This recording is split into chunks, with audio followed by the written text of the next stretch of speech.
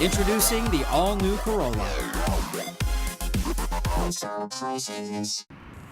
Department of Revenue and Taxation says it has collected $648,000 in gaming tax revenues so far since the implementation of a law that made certain gaming machines legal on Guam. But GMH Administrator Joe Verga says they've only received about $123,000 from those revenues so far.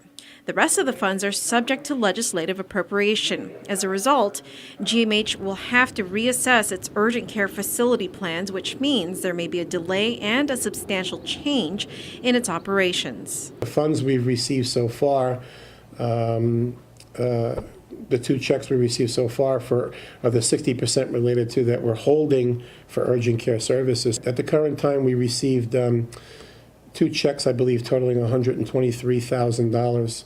I did speak to Director Benita Manglona just Friday, and she did mention to me that we could expect another $200,000, but we haven't received that yet. That amount is significantly less than the $150,000 a month Verga had anticipated to receive from Rev and Tax that would fund the new urgent care center. DRT Deputy Director Marie Benito tells PNC that from July 2013, when the law was enacted, to November 2013, they collected $648,000 in gaming tax revenues meant for GMH. She says once the funds are transferred over to the Department of Administration, they no longer have control of where the funds go. And Verga says the way the law is written makes it difficult for GMH to have access to all the funds collected from the gaming revenues. We haven't received any funds yet, Janella, for operations from the gaming tax law.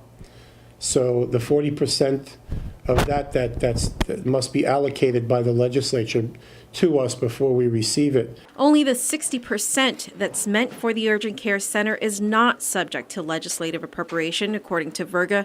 He says he has asked the legislature to amend the law. I have asked Senator Rodriguez, and I'm going to ask them again on Wednesday, to please not only allocate the money, but to change the law so that those funds can be received by GMH, as soon as they're received by DOA, and not having to wait till they're appropriated. So. Meanwhile, Verga also announced during a press conference this afternoon that the $25 million loan from the Bank of Guam has finally been received.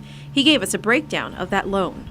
Of the $25 million, $10.5 million will be used to retire the existing debt with the Bank of Guam. That was an existing loan that GMH had made several years ago, as you will recall. $4.3 million of those funds will be used to pay off the Perry Point debt in full. The balance of the $10.7 million will be used to pay vendors in full or partially. Verga says that as of January 31st, GMH's debt stood at about $19 million. Because $10.5 of the $25 million is being used to refinance an existing debt, GMH will only be left with about $15 million to pay off vendors, which still leaves them with a balance of about $4 to $5 million in outstanding debt. As I said, this will not pay off our debt entirely. Of that remaining debt, $5 million, I believe there is, I'm not sure the exact total, but we'll have it by Wednesday, upwards of maybe $4 million of that might be owed to Rev and Tax. Verga emphasized that while the $25 million loan will certainly help keep GMH current with its vendors, they still have a long way to go in streamlining operations and cash flow.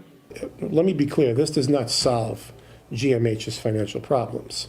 Okay, all this money is going to deal with the debt. We owe that all out. So it's not a windfall. It's not going to operations. It's not going to salary and wages. It doesn't mean it's helping our cash flow. We still have issues with resources and cash flow, and that we're working on.